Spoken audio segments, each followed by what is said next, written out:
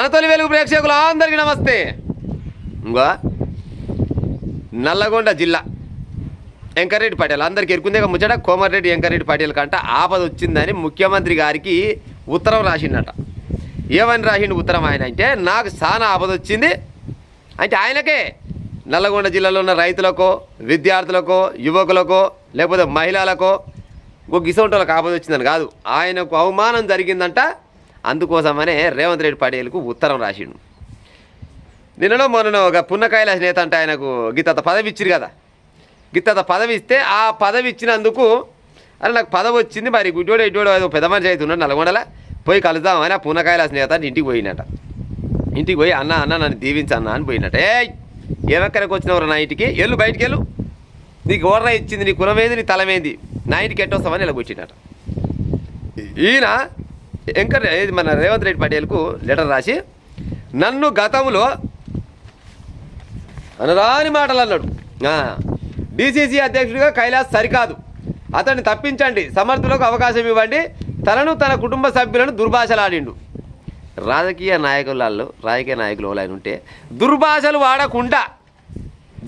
వాడకుండా గెలిచిన నేత వాడనుంటే చూపిరు జరసుదాం.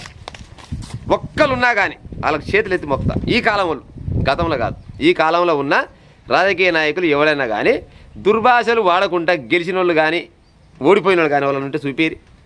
వీళ్ళు వాళ్ళే గతంలో, వీళ్ళు వాడలే. ఇదే వెంకటరెడ్డి ఏమన్నాడు అనలే, రేవంత్ రెడ్డిని అమ్మనా బూతులు తిట్టలే. రేవంత్ రెడ్డి కాంగ్రెస్ పార్టీని ఇష్టమొచ్చిన మాటలనలే, అన్నడా అనలేదా? మళ్ళీ రేవంత్ రెడ్డి అలా రాష్ట్రానికి ముఖ్యమంత్రి కాలే. వీళ్ళ తమ్ముడు ఏమన్నాడు, రాజగోపాల్ రెడ్డి, బుట్టర్ ఖాన్ నాయన వాడు చిన్నోడు కాదు రేవంత్ రెడ్డి, ఆనంత లంగనే లేడు దొంగనే లేడు, ఆడు అమ్ముతాడు కాంగ్రెస్ పార్టీని అన్నడా అనలేదా?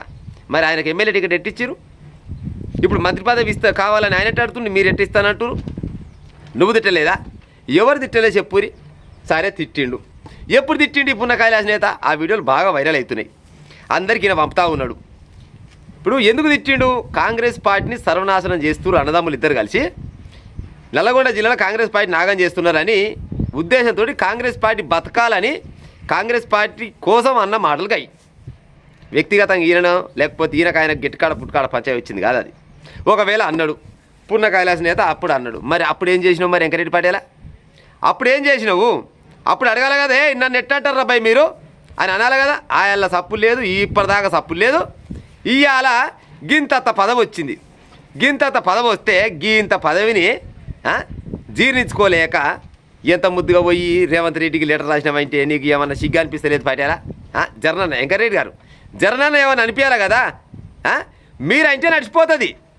ఎవలే రాజకీయ నాయకులల్లో ఈ లంగా దొంగ బయటపై బాడుక బే అని అనను లోలు ఈ కాలాన అన్ని రకాలుగా అనుకున్నోళ్ళే. అంటే మీరు అంటే నడుస్తుంది. నువ్వు రేవంత్ రెడ్డిని అనొచ్చు, రేవంత్ రెడ్డి నిన్న అనొచ్చు, రాజగోపాల్ రెడ్డి అనొచ్చు, రాజగోపాల్ రెడ్డి ఈయన అనొచ్చు. కానీ ఈ పున్న కైలాస్ నేత అంటే ఆయన అప్పుడెప్పుడు అన్నందుకు అది కూడా పార్టీ కోసం అన్న ముచ్చటే, ఆయన కోసం అన్న ముచ్చట కాదు.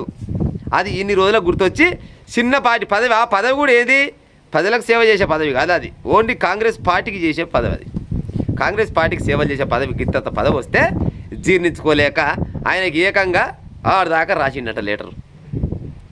గతంలో ఆయన పేరేం పేరు ఉండే, వెంకటరామరెడ్డిని గెలిపిస్తేందుకు, నీలమ్మదిని ఓడగొట్టేందుకు సర్వశక్తుల ప్రయత్నం చేయలే, ఓడగొట్టలే, కాంగ్రెస్ పార్టీకి అన్యాయం చేయలే. నువ్వు గెలవదురా నాయన, కాంగ్రెస్ పార్టీ గెలవద్దు, ఈ కాంగ్రెస్ పార్టీ నమ్ముకుంటే అంత ఆగమే అని అనలే నువ్వు?